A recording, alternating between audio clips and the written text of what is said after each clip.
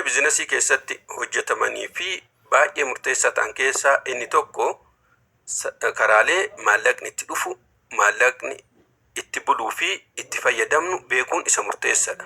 Mee har'a sadarkaalee 5 karaa maallaqni itti argamuu fi itti guddatu isiniif haa kaasu.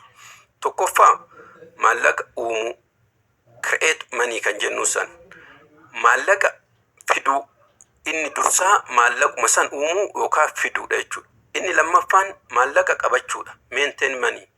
Maallaqa uumame san sirnaan haara karoora kennatiin qabachuun isa murteessaadha. Inni sadaffaan maallaqaan dabalaa deemuu. Maallaqa uumame san maallaqa sirnaan qabatame suni maallaqa biraa akka fidu, maallaqa biraa akka uumuu danda'u gochaa deemuun isa murteessaadha yookaan increase money kan jennuun. Inni afuraffaan maallaqa badiirraa ittisuu, protect money.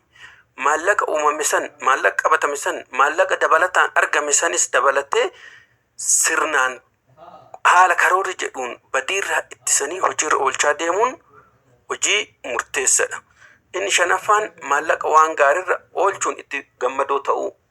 Maallaqa uumame san, maallaqa qabatame san, maallaqa dabalataan argame san waan silaa barbaachisaa ta'ee fi faayidaa qaburra oolchanii itti gammadoo ta'uun murteessaadha. Yookaan maallaqni saaxinii keessa taa'ee, baankii keessa taa'ee yookaan kiisii keessa taa'een uummata tokko nuuf fayyadu.